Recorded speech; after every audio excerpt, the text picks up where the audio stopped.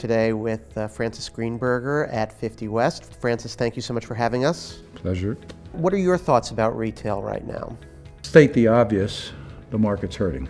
The reasons for the market hurting are not one single reason. I think it's a sort of combination.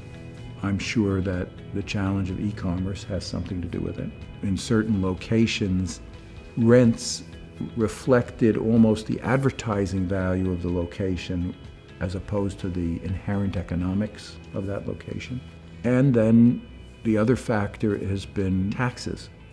And taxes on most retail stores are paid by the store owner through the landlord, but they're responsible for any increases in the real estate taxes.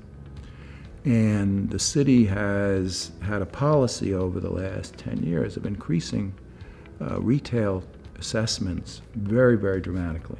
The combination of these factors have caused a lot of retailers to decide to close their businesses, and that's why you see so many empty storefronts in New York. Do you think that there's anything the city should be proactively doing?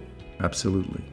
You know, the city, when they saw rents going up, were very fast to increase the taxes dramatically. It's time for them to do the reverse. Just like an owner has to reduce rents when time gets tough, I think the city has to reduce its taxes proactively.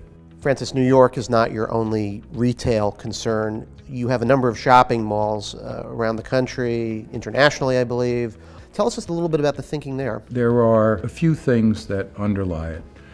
First of all, because there's a lot of press reports about difficulties in the retail sector, the pricing of retail has fallen dramatically. We're buying properties at 30% of their replacement cost and at very high yields, typically double-digit yields, 10, 11, 12%, which is very attractive from our point of view. The other thing is that we operate a lot of retail and we see what our tenants are doing. And yes, well, everybody knows Sears, JCPenney, et cetera, are dead brands. They've been dead for a decade. But there are other brands that are expanding, TJ Maxx and others of that sort.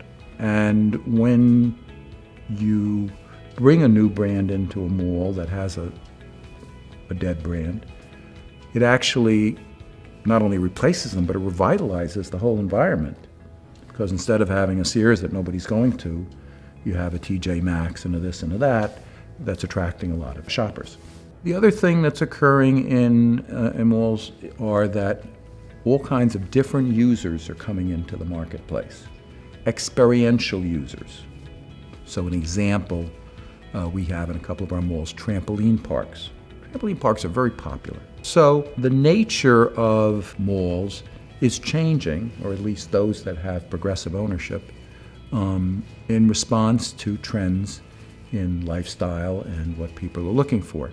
And there are certain types of things that you can't buy over the internet. You can't jump on a trampoline over the internet.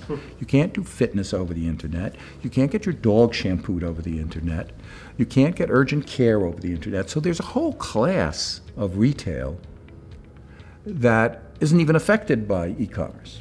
So it's our feeling that although we understand that e-commerce is growing and is an important segment and is a part of the retail story, we think it's more complex than the simple news stories are reporting. And if we can buy high quality properties at low prices with big returns, we think that's intelligent risk, intelligent investing. Contrarian, because other people don't necessarily see it that way, but we do. Aside from real estate, you have a literary agency. Has there ever been a great book about real estate, or what's the greatest book about real estate? There was a book written about Zeckendorf. It really not only covered Zeckendorf's impact on New York, which was huge, but it really documented a lot of developers who were doing things around the same time. And I thought that was a remarkable history of the real estate business in New York. That's one book I'm happy to recommend. Well, Francis, thank you so much for having us today. Pleasure. Thank you so much.